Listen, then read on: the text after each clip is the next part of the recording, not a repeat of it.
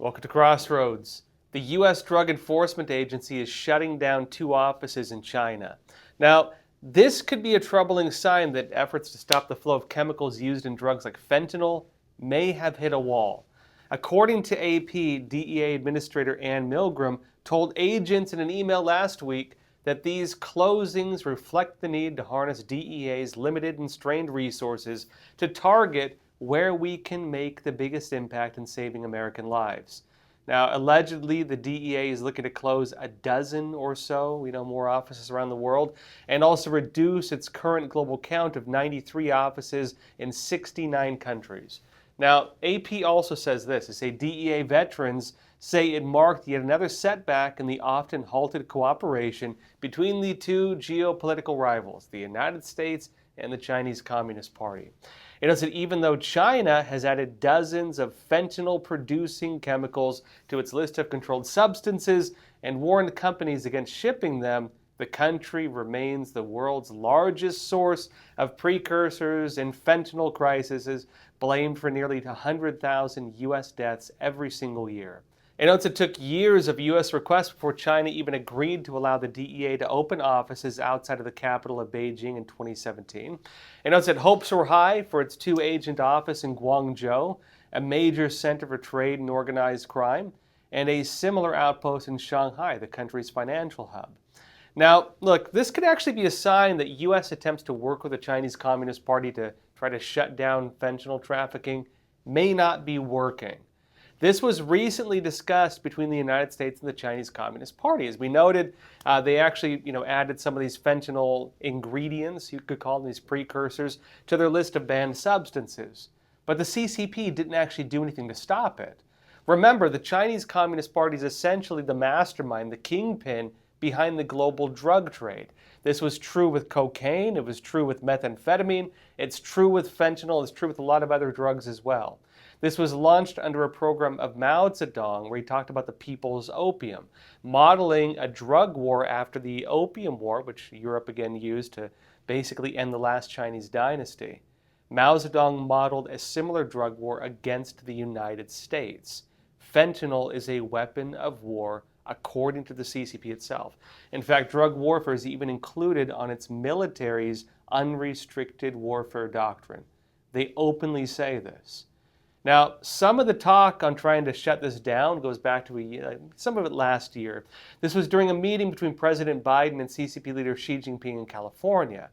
Now, according to a White House readout from that meeting last year, they said this: President Biden and President Xi Jinping of the People's Republic of China announced the resumption of bilateral cooperation on counter-narcotics, with a focus on reducing the flow of precursor chemicals, the ingredients essentially, fueling illicit fentanyl and synthetic drug trafficking.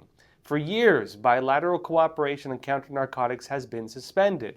The PRC, People's Republic of China, is now taking law enforcement action against illicit precursor suppliers, has issued a notice to industries warning Chinese companies against illicit trade in precursor chemicals and pill press equipment, and has committed to restart key law enforcement cooperation.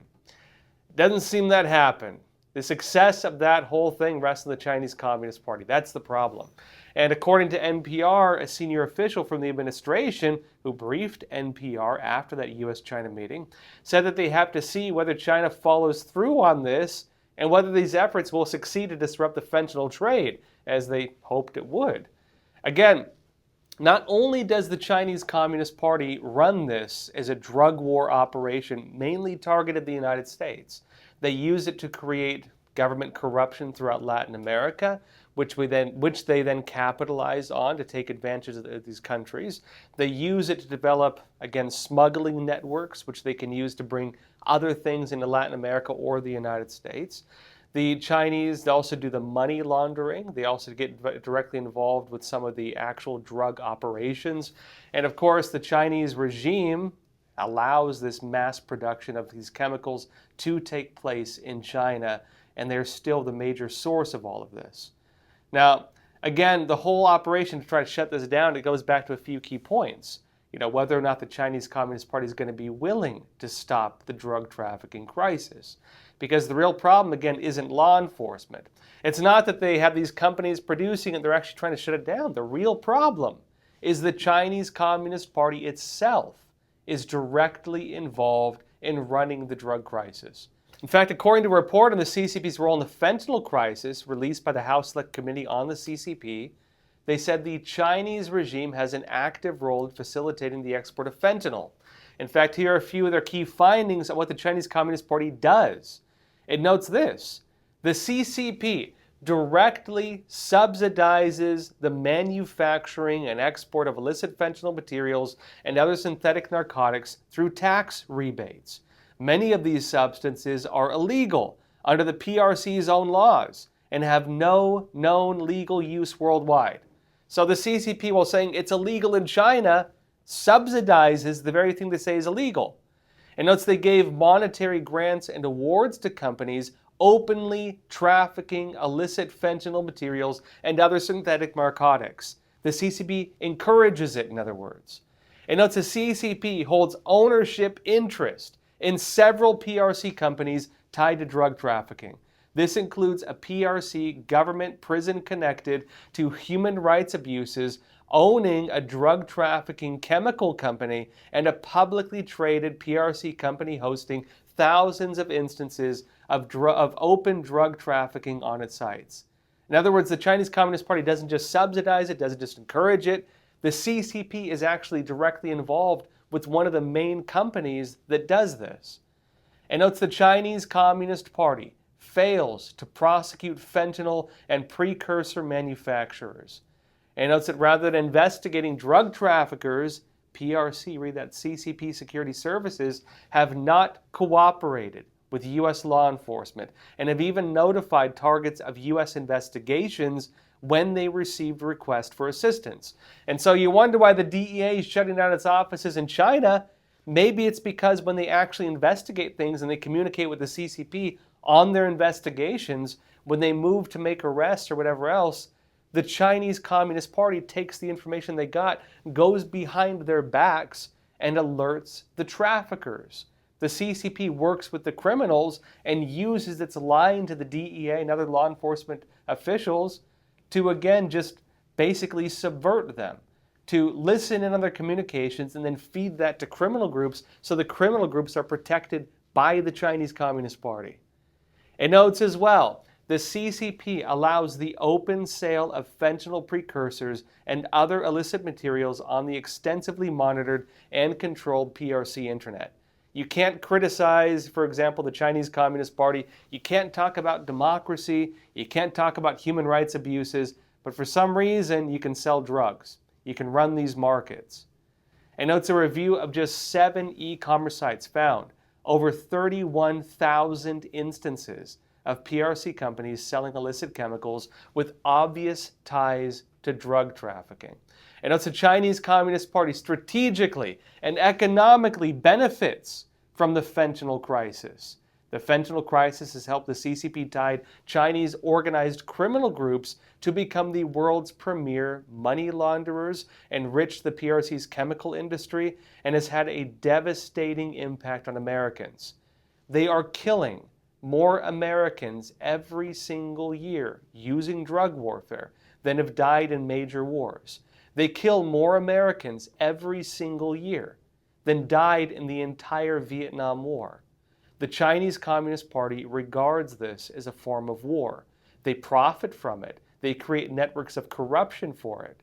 They work with American law enforcement only to listen in on them and use the information to protect their criminal networks because the CCP is running, subsidizing, protecting, and even encouraging these criminal networks.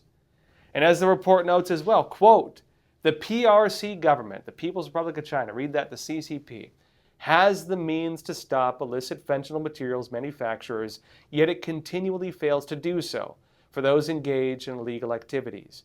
It runs the most advanced techno-totalitarian surveillance state in human history, and by its own rhetoric, has developed an omnipresent digital and physical surveillance state that leaves criminals with nowhere to hide. Yet it has failed to pursue flagrant violations of its own laws. The CCP will go after people, for example, talking about Taiwan independence, but they won't go after the criminals killing 100,000 Americans a year. Now, as we've discussed, the Chinese Communist Party's operations for what it calls drug warfare tie again into its own programs. The Chinese Communist Party actually has this listed under its unrestricted warfare doctrine. It openly regards this as a form of war. It openly uses it. In fact, as I briefly mentioned, the program goes back to former CCP leader Mao Zedong, who created these networks, who worked with Cuba to create drug trafficking networks all throughout Latin America, who built these networks and then used them both to undermine the United States, to poison our youth, to create crime and chaos, and to profit off it the entire time they did it. And it also gives them a foothold and some degree of control within various organized criminal networks, including street gangs.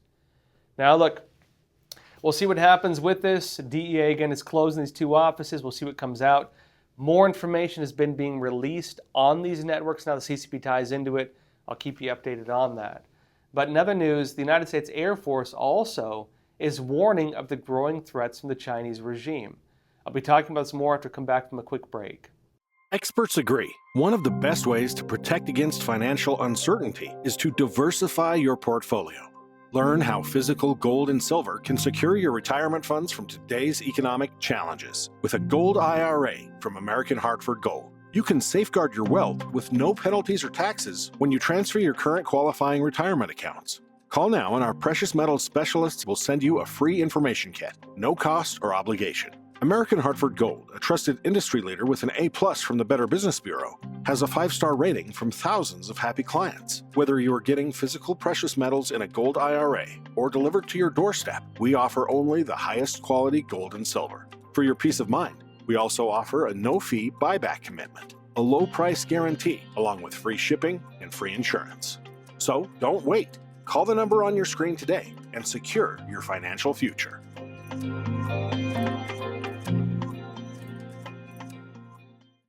Welcome back. The U.S. Air Force is warning of the growing threats from the Chinese Communist Party. Now, Secretary of the Air Force, Frank Kendall, he noted that the Indo-Pacific region faces increasing threats from the Chinese Communist Party. This warning was made during the Air and Space Force Association convention earlier this week. Now, according to the U.S. Department of Defense, the Secretary of the Air Force stated this, quote, "I've been closely watching the evolution of China's military for 15 years. China is not a future threat.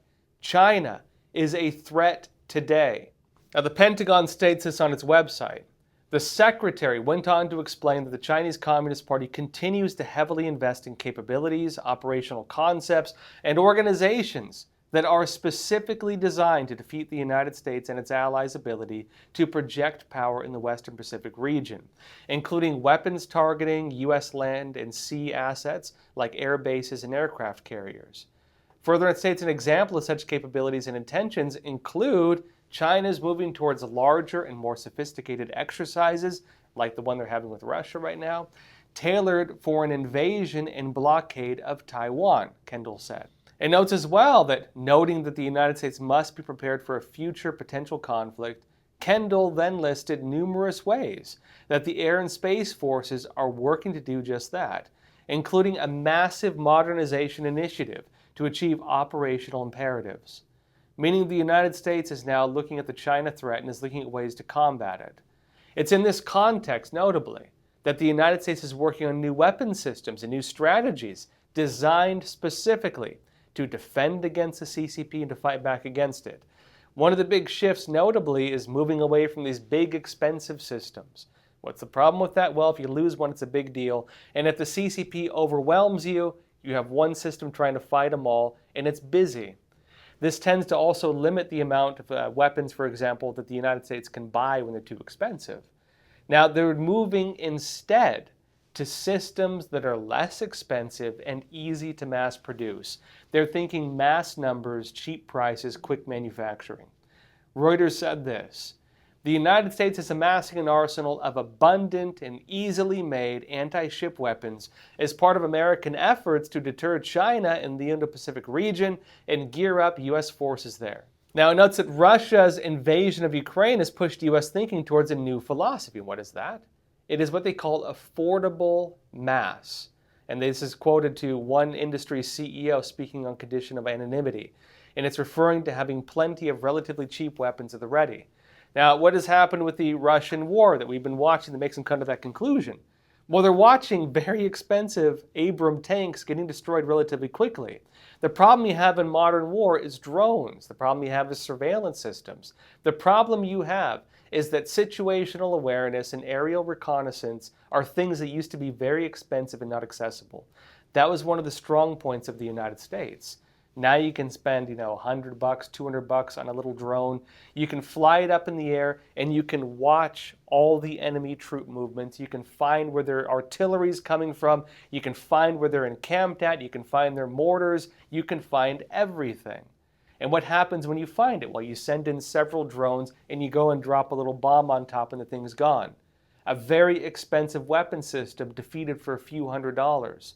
That's what modern war looks like. And now they're realizing that having these huge, expensive arsenals that, again, you only have a few of them. If you lose one, it's a big deal. It's not a winning strategy. Now they state this as well, quote, "It's a natural counter to what China has been doing." This is according to Yoon Graham, a senior analyst with the Australian Strategic Policy Institute think tank, referring to the Chinese arsenal of ships and conventional ballistic missiles, including those designed to attack vessels. Again, the Chinese Communist Party has been putting its money on anti-ship missiles. You have this very expensive ship, and that very expensive ship can be very cheaply destroyed, relatively speaking. Now, notice the United States has ramped up testing of its quick sink weapon. That's an inexpensive and potentially plentiful bomb equipped with a low-cost GPS guidance kit and a seeker that can track moving objects. The U.S. Air Force used a B-2 stealth bomber during a test last month in the Gulf of Mexico to strike a target ship with quick sink. Again, quickly sink that ship, quick sink. Now note that China will still have a large advantage in just sheer numbers of anti-ship missiles, according to experts, and can base them on its home territory. But increasing U.S. production of QuickSync, this new program, would narrow that gap by putting China's 370 or so warships at more risk during any future conflict than they have faced since before Beijing leaned into modernizing its military in the 1990s. And there's actually more to this as well. Now, we've discussed before the new ACE strategy, a U.S. strategy to go and build quick airfields that are staffed by a few people trained in multiple skill sets, so that if the CCP tries to assassinate one person who's an essential piece to the whole thing working, other people can replace that person and the strategy doesn't work. They can, for example, go in and build airfields relatively quickly. This is because the Chinese Communist Party, in its Assassin's Mace strategy, has declared that it would target the airstrips, try to make it so you can't use them, as a way of disabling us. You don't have to defeat the soldier, you just have to knock the sword out of his hand. That's the thinking. The U.S. is also working on the Hellscape strategy. And this is again using various drones in the air, on the surface of the ocean, and even under the ocean as a way of deterring the Chinese Communist Party from trying to invade Taiwan. Now, as this takes place as well, the Chinese Communist Party is trying to launch global operations to establish its regime, the CCP, as a type of global police force. And then with that as well, exporting the CCP's totalitarian sense of what law is. Something that's not meant to protect the civilians, something that's instead meant to protect the party. A key part of this is a new focus on protecting its own interests abroad. And for the Chinese Communist Party, this also includes new trade war programs around its business interests. South China Morning Post said this: China must bolster efforts to safeguard its fast expanding overseas interests and make supply chains resilient to fight against sanctions and long-arm jurisdiction, a top Communist Party publication has urged. It says that China must enhance foreign-related national security mechanisms, further strengthen the rule of law in foreign-related matters, and safeguard the security of overseas interests. And that's according to the Study Times, the official publication of the Central Party School, the Communist Party's top ideological training center. And it's a Study Times article proposed the establishment of an all-weather early warning and risk assessment service platform for overseas projects to fight trade barriers, sanctions, interference, and long-arm jurisdiction. And that's the article also called for more international law enforcement cooperation to uphold the, quote, legitimate rights and interests of Chinese citizens and enterprises overseas, including trade, investment, engineering contracts, and Chinese institutions. In other words, the CCP doing what it's been doing in New York, for example, building these secret police stations that can enforce CCP law, punish dissidents, how's that about representing the Chinese people, and going after anything that goes against CCP interests. They also say, quote, making China's industrial and supply chains more secure and resilient must also be elevated as a top priority to underpin China's economic opening up and economic security, it added. Now, we've discussed before, the Chinese Communist Party right now is trying to create a global police initiative. This is something they've launched over just the last few years, at least on this level. Two of the main areas it's focusing on is in Africa and also in islands throughout the Asia Pacific. And interestingly as well, the operations are run under the Chinese Communist Party's Ministry of Public Security. That branch of their government runs the overseas secret police stations. It's the same one. And so the Chinese Communist Party, whether legitimately or illegitimately, whether again having programs to cooperate and train your police under the CCP's ways of doing things, right, the China model, or doing it covertly, having these secret police stations, the CCP is actively, very focused and even openly stating that they're trying to export their laws into foreign countries. And alongside that come human rights abuses. Alongside that come operations to defend and attack anybody who goes against the CCP's interests. And along with that include also Chinese agents who are working on foreign soil. Now, in other news, a new possible threat is coming into focus: Chinese cargo cranes. That's right, cargo cranes. I'll be talking more about the Chinese Communist Party's new heavier information control rollout only on EpochTV.com.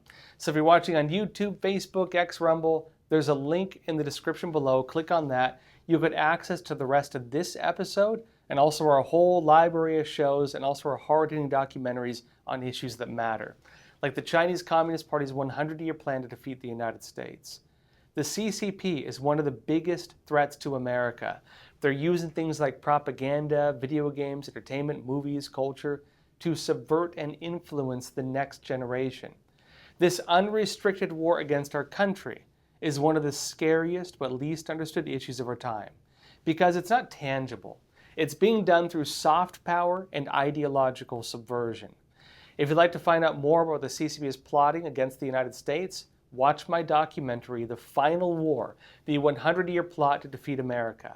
You can find the link in the description below, and I'll show you all a trailer before we go exclusively to EpochTV.com for the rest of this episode. I'll see you there.